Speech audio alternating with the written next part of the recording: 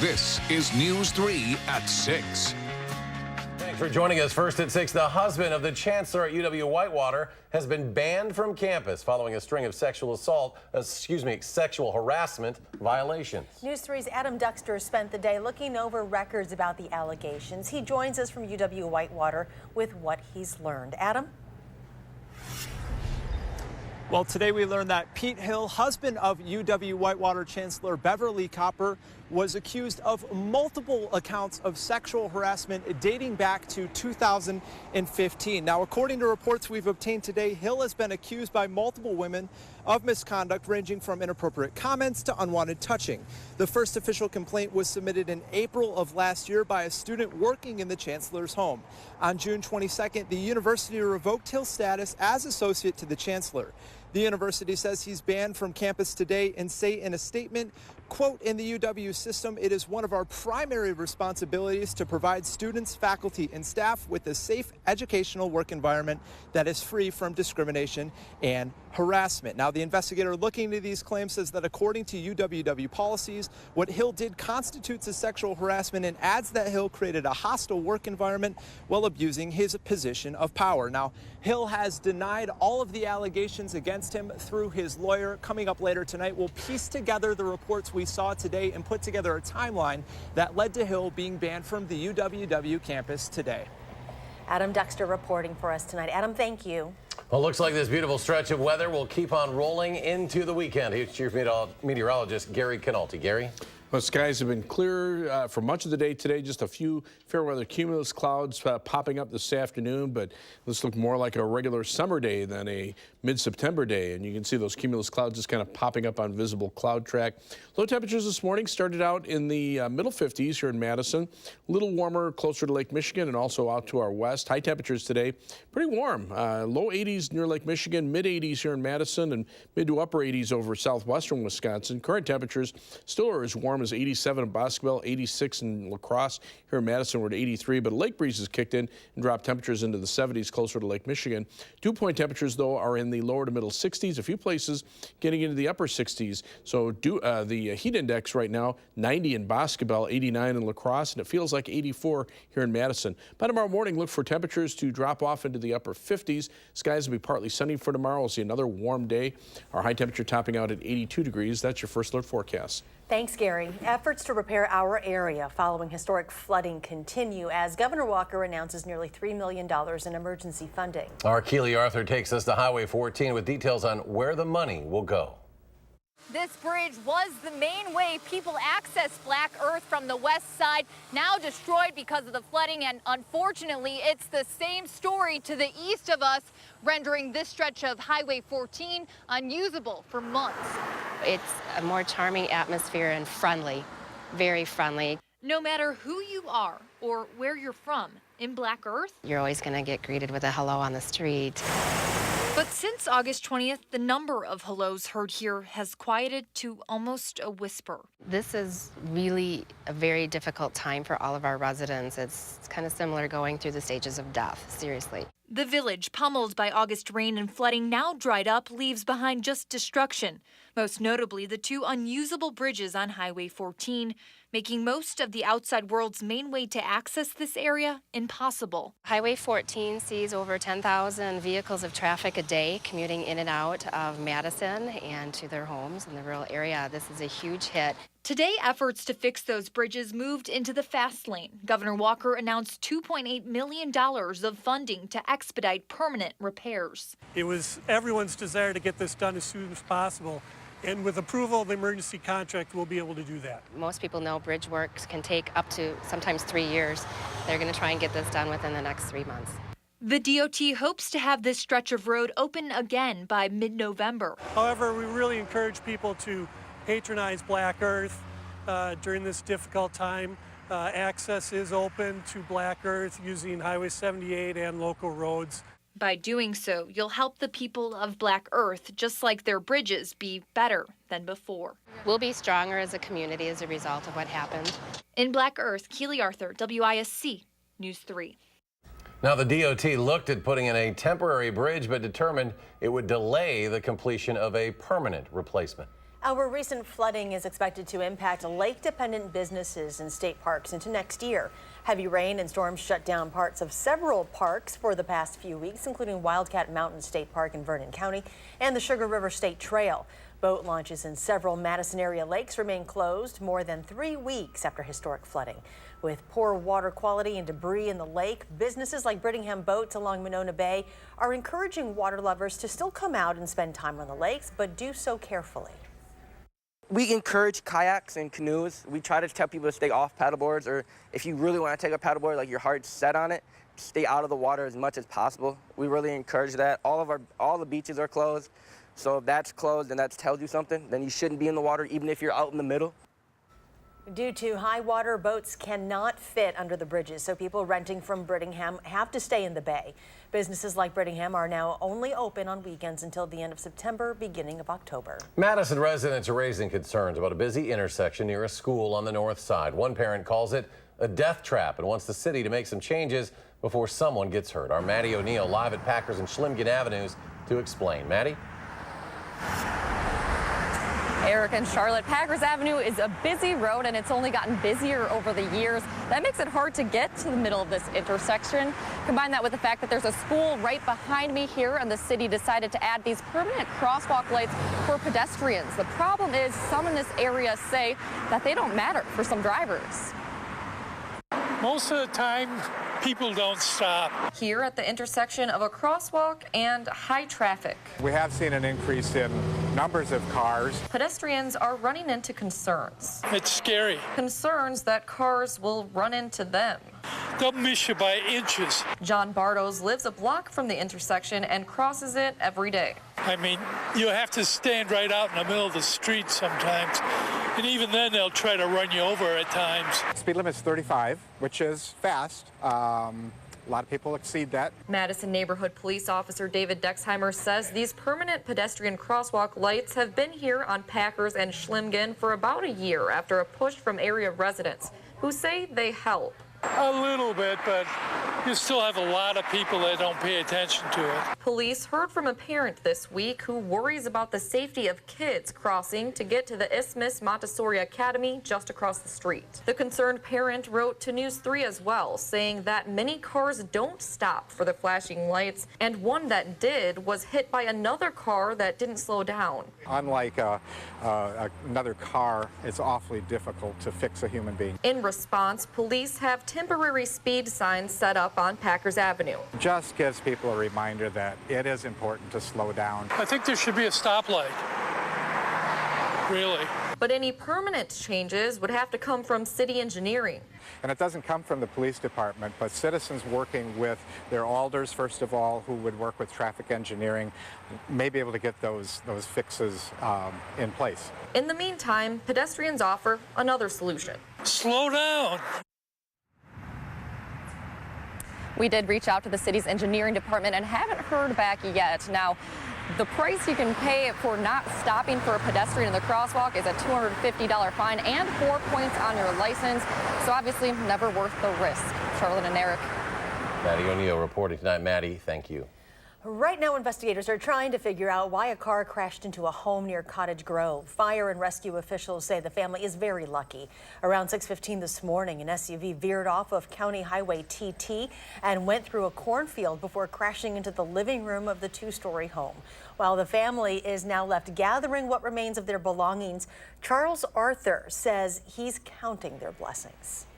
You think it wouldn't happen to you, but it's just one of those things. I was more worried about having a house fire. The driver of the SUV was taken to the hospital with non-life-threatening injuries. Due to the significant damage, an inspector has deemed the home unsafe. The family is now staying with family and friends. A new fishing pier built for accessibility dedicated at Vilas Park today. The pier had been abandoned in a city lot before members of the Building Trades Council and the Union Sportsman Alliance renovated it.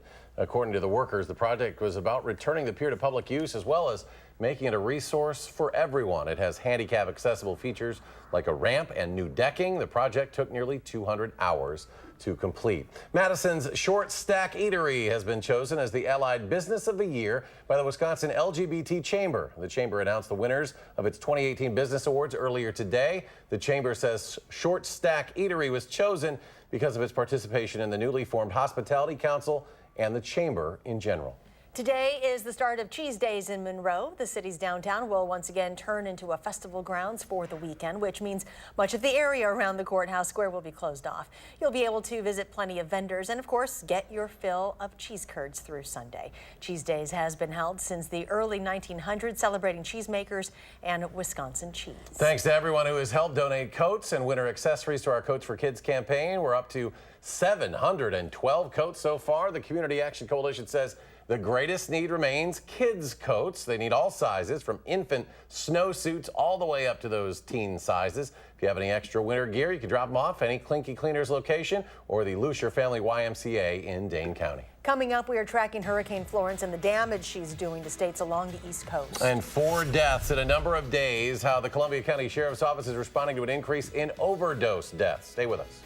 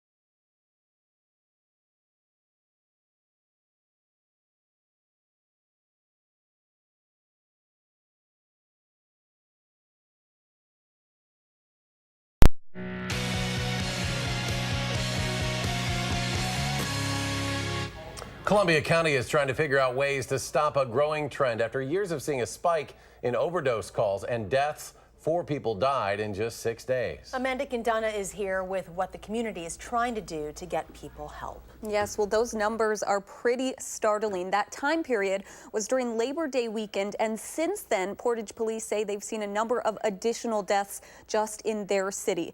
And as the police chief points out, this addiction to opioids is crossing economic lines, and it's affecting people of all ages. The people who died range in age from 23 to 54 years old. Law enforcement say they're seeing issues with all opiates, but particularly heroin, that's now being laced with fentanyl, making the drug 50 times stronger. Before, if someone overdosed, usually 1 dose of Narcan would bring them back around. Now we're seeing 2, 3, 4 or more doses of Narcan to bring these people back around. So it shows how strong this drug is. This problem isn't going to go away tomorrow. This is going to be a problem we're going to be dealing with for, I'm afraid, many years to come. The county hopes drug courts and a medication-assisted treatment program can help stop this trend. On Wednesday, the county's Health and Human Services Board approved new proposals for more resources to keep those efforts going, but they're still seeing a shortage of providers. That includes social workers and psychiatrists. The program received a one-year $350,000 state grant to pay for staff to help people stay on track and for medication that can help curb those cravings. But they say it's going to take more. It's going to take the whole community to really stop this problem, and it's a big problem. It's a huge problem. Amanda, thank you. Thanks, Amanda. Still to come now, tropical storm Florence moving along the southeastern coastline. The Wisconsin National Guard is on standby, ready to help with storm relief efforts. We are tracking Florence next at 6. And while Florence moves through the eastern Carolinas, our weather will stay high and dry through the weekend. I'll have your first alert forecast in just a few minutes. My Gotham.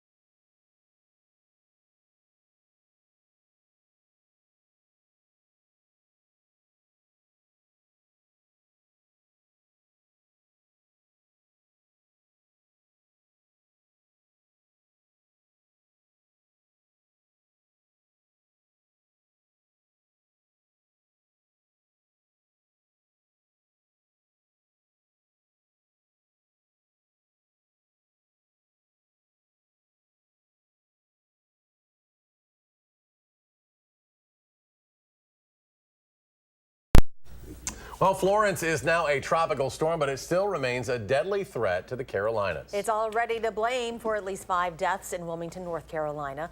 The storm is expected to dump between 1 and 3 feet of rain before it is over. Hundreds of thousands remain without power, and that number is expected to go up. The National Hurricane Center expects Florence to move into the mid-Atlantic states and New England as a tropical depression by the middle of next week. Wisconsin's National Guard is on standby, ready to assist with Hurricane Florence response. Our Chief Meteorologist Gary Canalti continuing to monitor Florence from up here. Our weather will just be beautiful on into the weekend, though. Yeah, it's nice to be able to monitor a storm like that from a distance instead of having to deal with it here like we did with the flooding about 3 weeks ago. But they're seeing very similar amounts of rain. As we take a look, first of all, at Florence on high-resolution Doppler radar, we've got the Wilmington, North Carolina, and Raleigh, North Carolina radars on.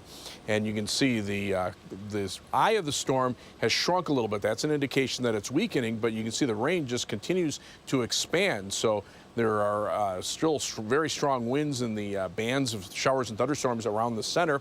It's dumping heavy amounts of rain, and there's even a tornado watch for much of eastern North Carolina. These are the 48-hour precipitation estimates. Many areas picking up between 5 and 10 inches of rain, about 10 inches or more along the coast with some pockets of over 15 inches of rain, and then perhaps very similar amounts expected over the next 2 to 3 days. So some areas may end up with close to 2.5 to 3 feet of rain when all is said and done.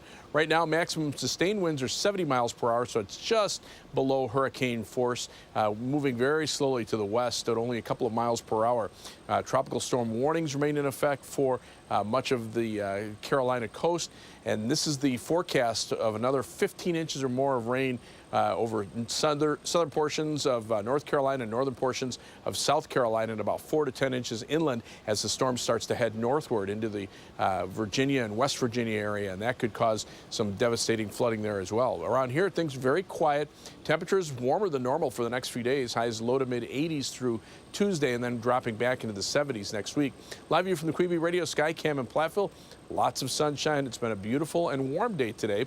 WISC Skycam shows the sun starting to sink in the western sky as sunset now is around 7 o'clock.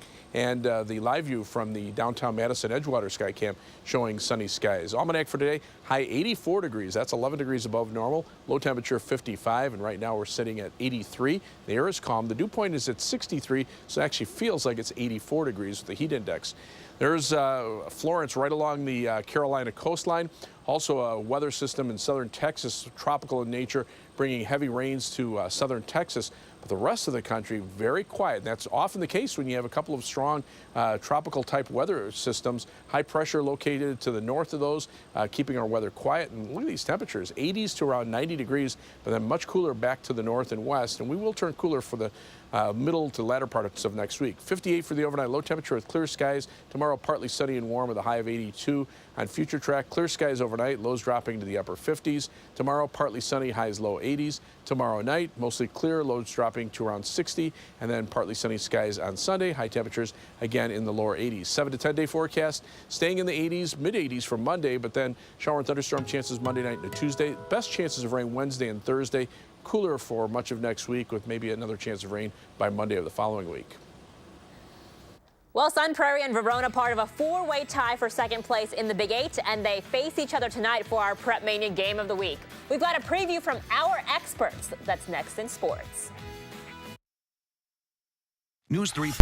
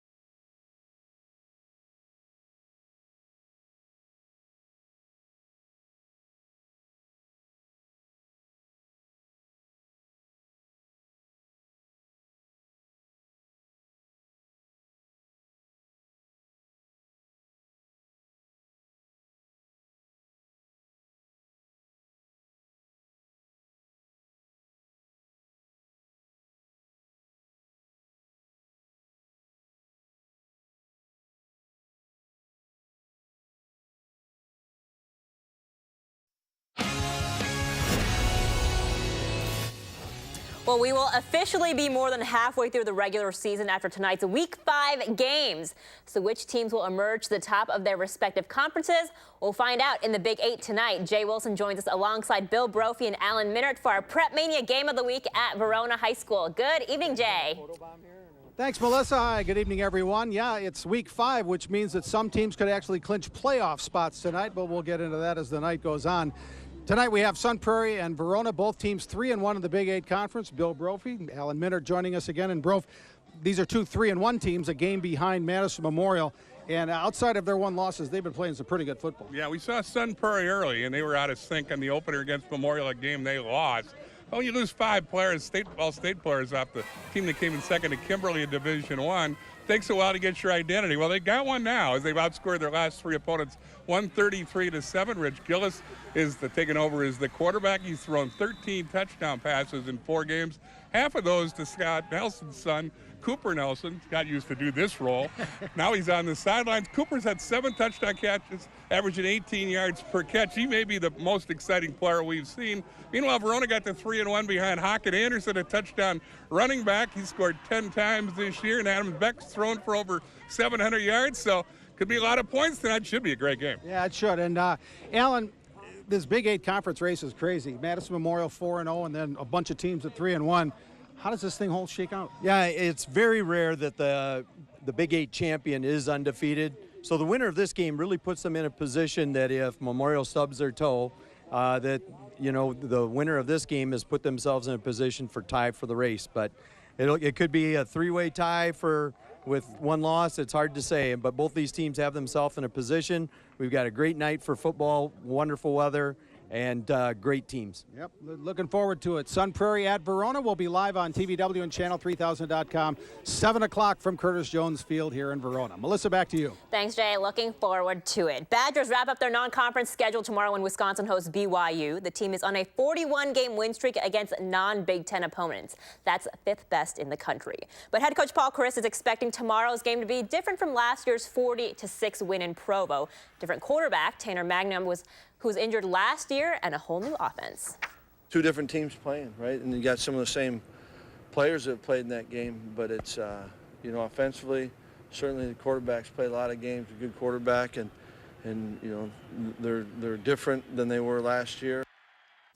Final injury report out this afternoon. It lists Devontae Adams and Aaron Rodgers as questionable ahead of Sunday's game against the Vikings. But don't count Rodgers out just because he hasn't practiced and because of that injury status. He could potentially practice tomorrow, but even if he doesn't, head coach Mike McCarthy says he's confident that Rodgers could play with no reps at this point in his career, and that he definitely wants to play, but just in case, Deshaun Kaiser ready to go as well.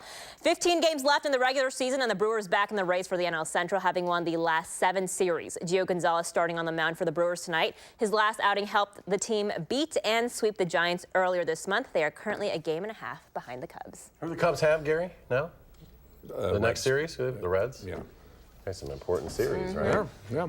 Well, we're looking at warm weather for the next few days, almost baseball-like weather, even though we're at the end of the season. And then temperatures turn a little cooler, back into the 70s for next week, with some rain chances then, too. All right, Gary, thank you very much. Thanks for joining us for News 3 at 6. Have a great evening. We'll see you back here at 10.